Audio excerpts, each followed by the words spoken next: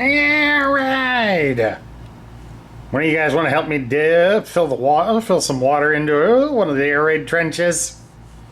That's always funny. Hello everybody, Sparkster1701 here. Now we're going to take a look at a new Aerialbot, plus take a look at his Generation 1 original. So, up to bat we have Air Raid. On the left here, of course, is the Generation 1 version. Kind of puny, isn't he? And then over here is the Age of the Primes release from 2025. And he is a deluxe class figure.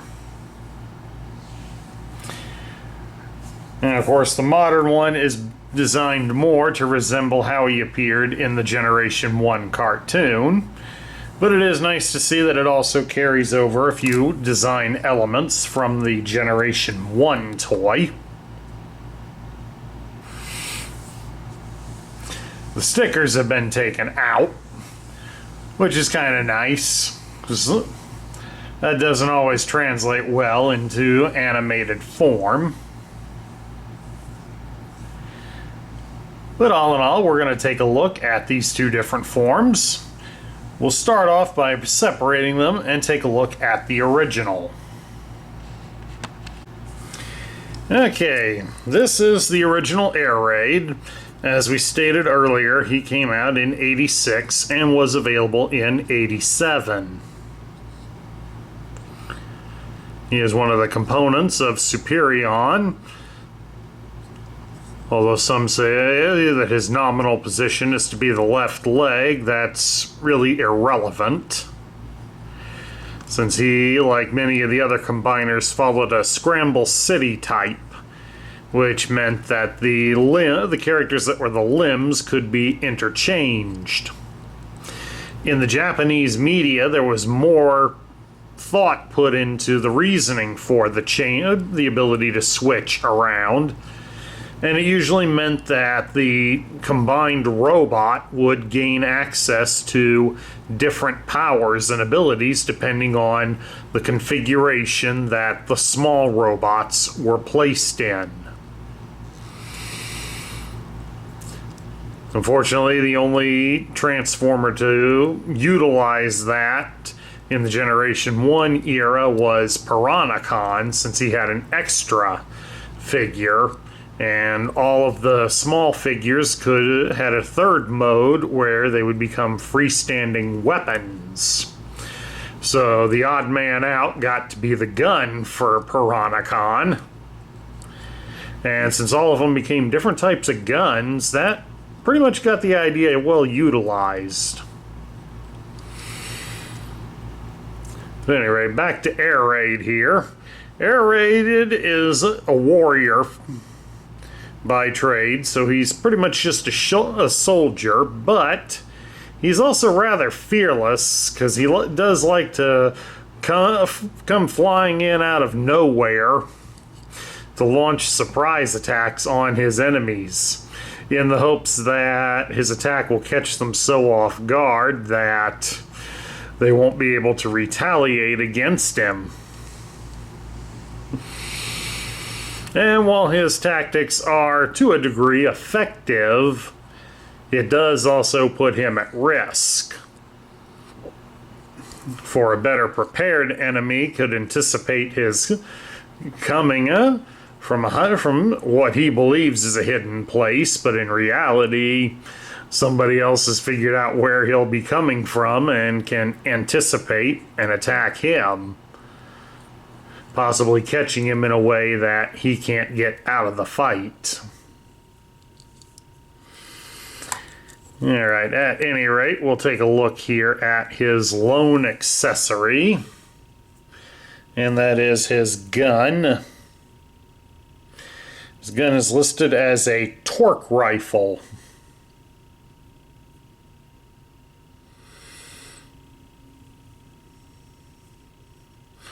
This gun, apparently, when it strikes its target, it applies a lot of rotational force against that target. So kind of a devastating weapon here. At any rate, let's take a look at Air Raid's articulation, and for a figure like he is, as you can guess, it's all in the arms. You can rotate the arms at the shoulder, and they reach out about so far. And that is it. Of course, back in the 80s when they were making the toys like this, being able to aim their guns was pretty much the most important thing. Beyond that, they really didn't care. Alright, to transform this version of Air Raid, you simply fold his arms down and fold them inside his body. We'll come back here and spread his wings out before we squeeze his legs into his body. And then we can fold down the tail section and the nose. And then we have him here in his airplane mode, where he is an F-15 Eagle, the same jet that Starscream and a lot of his cronies transform into. And of course, for added play, he does have a fold-down landing gear here in the front. There we go. So he can have smooth landings. And of course, as a toy plane, he does swoosh pretty good. And we'll get a better look here at things for Air Raid, because we do have the packaging from the 1986 toy. Got some nice artwork here of Air Raid. It shows here to get all 5 of the Aerialbots to make Superion. And it looks like that this version was sold for $3.96. So he was reduced. And behind it, you won't be able to read it, but he's got an advertisement here for reflective patches. For 1986, that was a bonus option. That was a bonus thing we could get with the toy. It would be packaged right in here underneath the robot. Right over here, this would be where his gun would be. But the reflective patches were an iron-on patch that featured 12 different Transformer characters. My brother and I had 8 patches, although 6 of them pretty much were most of them were the same guy. We each only had one that was different from each other, and our parents ironed them onto a tote bag that we used for school that year. So it was kind of cool. I mean, we both had Soundwave, Superion, and Smokescreen on our bags. And then we had the other different one. I had Ultra Magnus, and my brother had Blitzwing. So you at least know of a handful of them. I'm sure there's someplace out there that'll show all of them.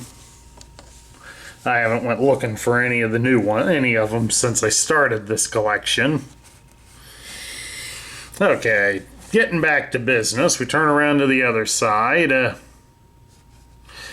here we have the cross cell, which shows off all 5 Aerialbots. And his robot points, he was worth half a point. And right over here talks about a Transformers Instant Win game card, which was the game that was also going on that year to help promote the animated movie. And then right here we have a drawing of Air Raid and a list of everything he came with. Then they show how to put the landing gear down, and then we go through the short process of transforming him, putting the stickers on, and the usual collect the robot points, rub the rub sign, and how to read the tech spec. And down here at the bottom we do have the tech spec. We also have the barcode. This picture is done up in red to signify he's an Autobot, and the picture, of course, is the same one as the front of the package.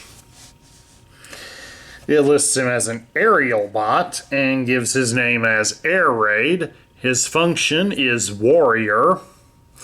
And then there's a quote that's probably from Air Raid saying, "If you look first, you may not leap. Prefers streaking into a cluster of Decepticons to shooting them from long range. Says that always sparks their wires a bit. Tactically, most fearless Autobot. Just wants to have fun. Flies at Mach 2.5, range 1,500 miles. Carries air-to-air heat-seeking missiles, uses torque rifle whose beam applies 80,000 per square inch of rotational force.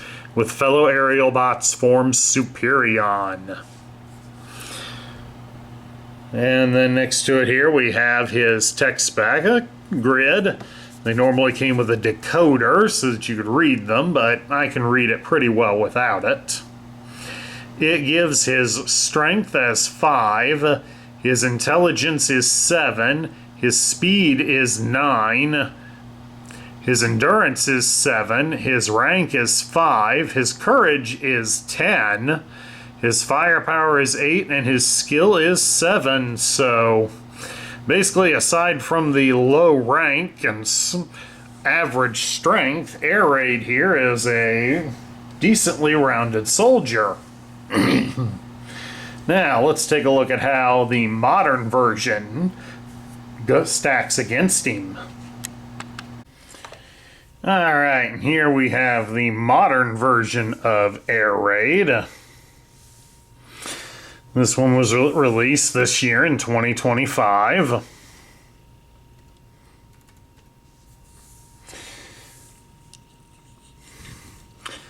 And as we stated earlier, he's built more to resemble his cartoon appearance over the original toy. But that's fine, a lot of fans will probably enjoy it just the same. The only real differences in appearance-wise is more that he doesn't have the bright yellow spots from the various stickers. It's a little bit of a mixed bag. I mean, the extra colors would have been nice, but he does look pretty good without the yellow. And then this time around, he comes with 2 guns. And unfortunately, they don't resemble the original Toys gun, because here we have the original gun, and this is the modern gun. And they really didn't take anything from it, so that's a bit of a disappointment.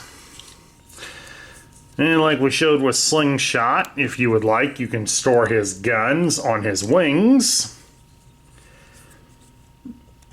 But he also has another loose accessory, and that is his tail fins.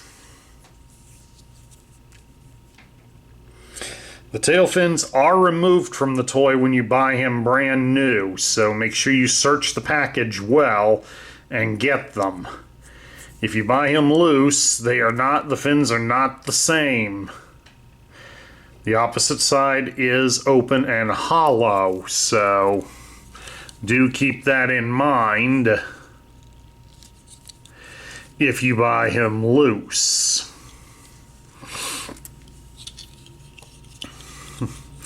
Now, at any rate, let's take a look at Air Raid's articulation and see how it stacks up. We can turn his head from side to side, and it is on a ball joint, so it will look up and down. We can raise his arm out about so far, and it does rotate at the shoulder all the way. You will have to move it outward slightly to avoid catching on his wings. You can bend his arm at the elbow 90 degrees, and he does have a swivel at his bicep, so he has G.I. Joe battle grip. He can be twisted at his hips, so he can get some dance moves going. We can spread his legs apart into a full splits. He does have a relatively decent thigh cut. only hindered really by the removable tail fins. You can raise his leg up at the hip about 90 degrees, and you can bend his leg at the knee 90 degrees. So all in all, Air Raid does have some decent articulation. Alright, let's transform Air Raid. The first thing we have to do is we have to put his legs together. Just like that. And then for the next phase, we have to bring his feet and the fronts of his legs out and upwards, like so. Once you do that, you fold his feet inward at the ankles. And then you will continue to fold these panels up. As you can see here on his legs, there are a couple of posts, and they should line up with these holes on his legs. So just press them in like so.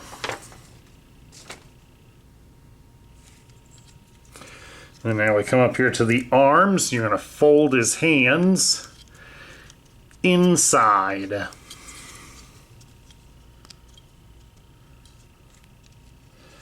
And then we straighten his arms out. You'll see there is a little hole where the screws are in, and it will line up with a post on the side of his torso. Just connect it in like that. Come up here and turn his head around all the way. There's also this, where his insignia is, you can fold that out to be his front landing gear.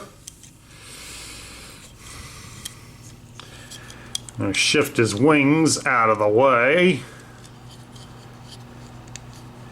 so that way we can start to raise up his nose piece and then get it folded down.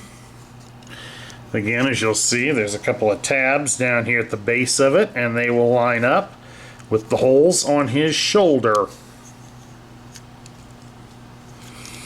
So once you have that done, you can fold his wings down. They will line up with a post protruding on the back of his arms.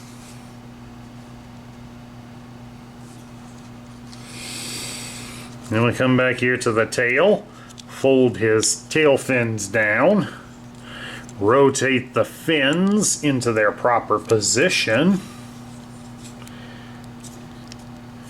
and then we start to raise up this back section and slowly shift it so that it goes forwards.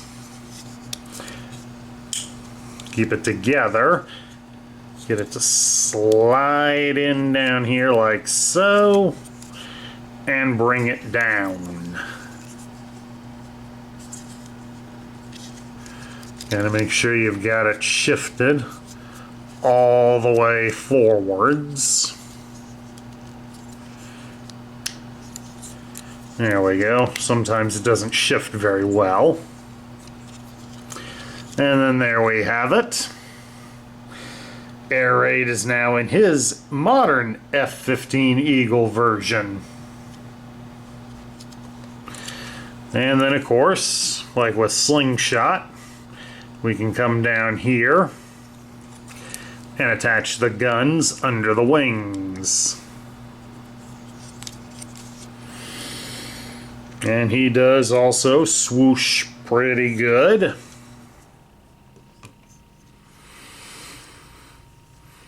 He just seems raised up a little bit more thanks to the way his chest is set up. With the legs rather and the protruding landing gear, so he sits a little high. And then of course here is the Generation 1 version for comparison.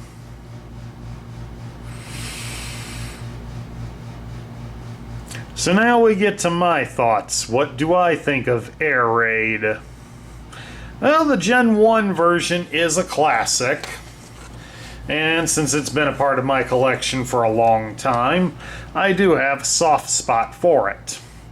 However, I can see where some of the labels and the added colors were a bit detracting. But it still didn't take away the fun that was an Autobot airplane. The modern Air Raid, he looks pretty good too.